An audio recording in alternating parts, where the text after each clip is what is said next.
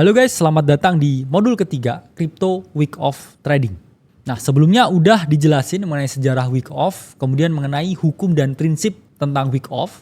Dan ketiga, ini kita akan mempelajari, membedah, menganalisa, merangkum lebih dalam mengenai siklus di market secara umum. Jadi ada dua ya nanti.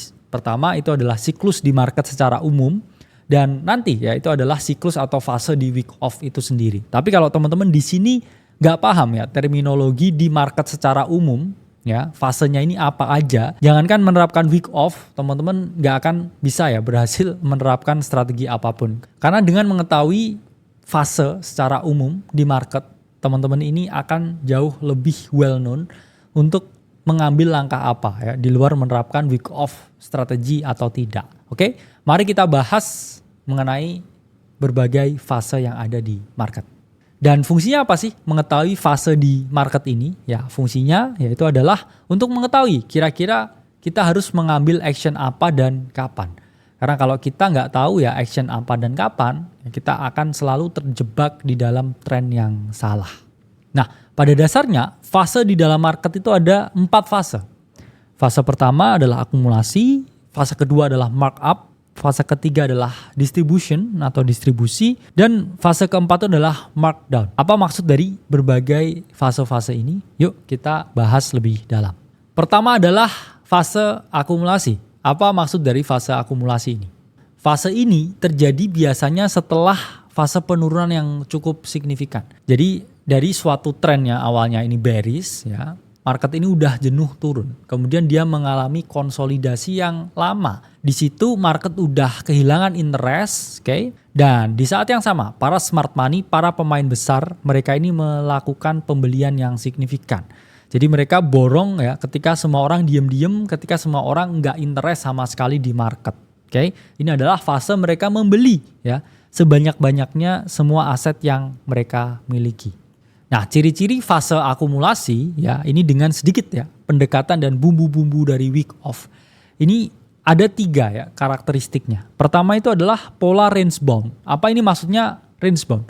Jadi harga itu bergerak atau berkonsolidasi dalam range yang sempit. Jadi range-nya ini pendek dan juga volumenya di situ sangat kecil. Jadi karena kehilangan interest ya market ini secara keseluruhan, gak ada orang yang berdagang di situ ya, paling cuman scalper atau bot trading yang tektokan. Dan kita bilang ya, tight range-nya ini kalau Bitcoin ini 10-20%. Ini disebut ya sebagai range bound.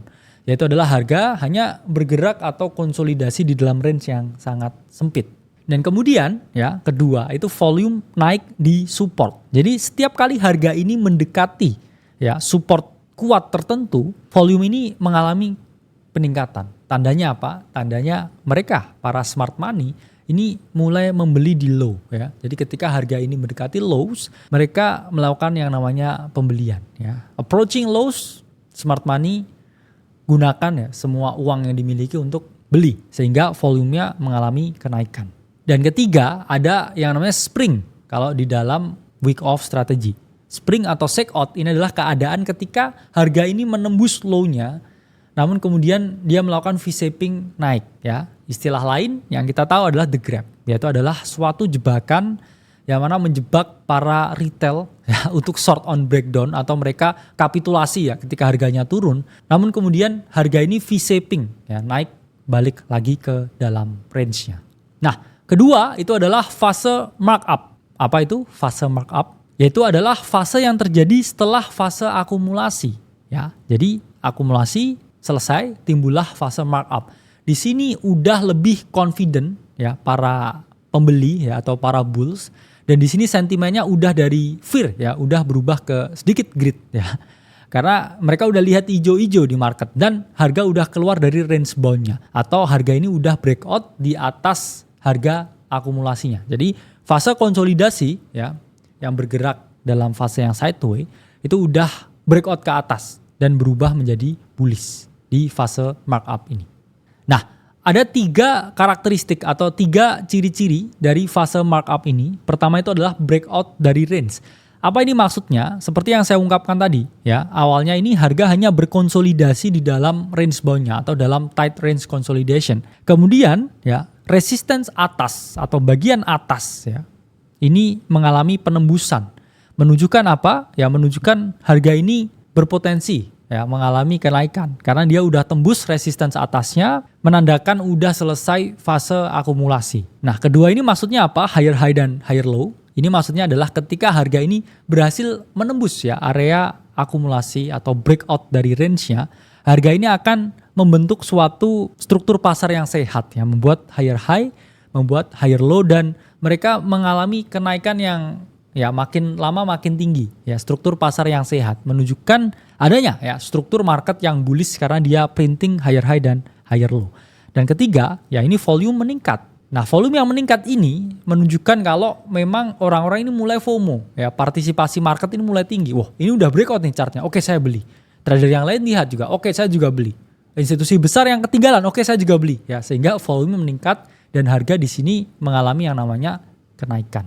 Ketiga, itu adalah fase distribusi. Apa itu fase distribusi? Nah, fase ini terjadi ketika para smart money ini mulai mendistribusikan ya, aset mereka atau mereka ingin take profit dari fase akumulasinya. Mereka udah akumulasi, udah beli barang, harga naik, ya markup, partisipasi publik terjadi. Selanjutnya mereka ini menjual ya berbagai aset yang mereka miliki. Ini disebut sebagai fase distribusi. Nah, fase distribusi ini memiliki 3 karakteristik, memiliki 3 ciri-ciri. Apa aja ciri-ciri tersebut? Pertama ada polar range bound. Ini persis dengan fase akumulasi, di mana harga ini hanya melakukan konsolidasi ya, kocokan ya atas bawah di range yang sangat sempit. Itulah kenapa disebut ya mirip dengan fase akumulasi. Cuman bedanya polar range bound di dalam distribusi ini di atas ya. Ketika harga ini udah naik 200-300%. Dan kedua, tingginya volume ketika mendekati resistance. Apa ini maksudnya? Jadi kan kalau di fase akumulasi ketika mendekati range bawah di fase akumulasi itu terjadi peningkatan volume yang signifikan, smart money buying. Tapi yang terjadi di sini ketika mendekati area resistance ini adanya peningkatan yang sangat-sangat signifikan ya dari selling pressure-nya itu. Dan kemudian ketiga itu adalah fase uptrust atau false breakout, atau kita sebutnya sebagai the gap. Biasanya dibuat harga ini seolah-olah break dari resistance.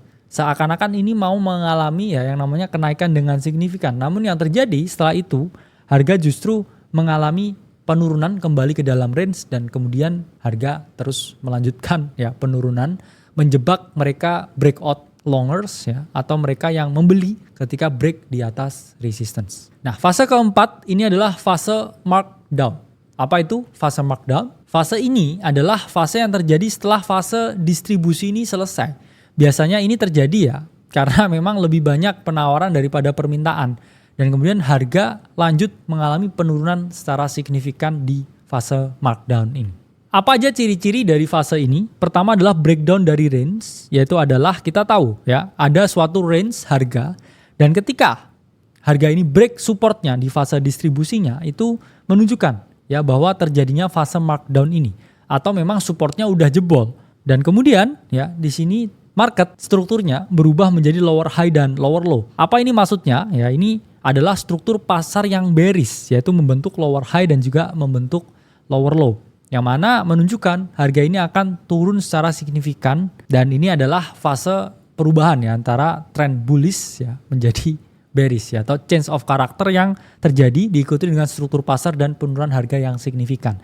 Dan ketiga ya ini volume meningkat, terutama volume penjualan karena kan mereka wah ini turun nih, saya nggak mau lebih turun lagi, saya jual ya. Kemudian market partisipan yang lain oke saya juga nggak mau lebih turun, oke saya jual, oke saya nggak mau lebih turun, saya jual, saya nggak mau lebih turun, saya jual ya. Dan efek tersebut menimbulkan efek bola salju sehingga harga ini mengalami penurunan yang sangat signifikan. Oke, jadi itulah fase-fase di dalam market. Sampai jumpa di modul selanjutnya.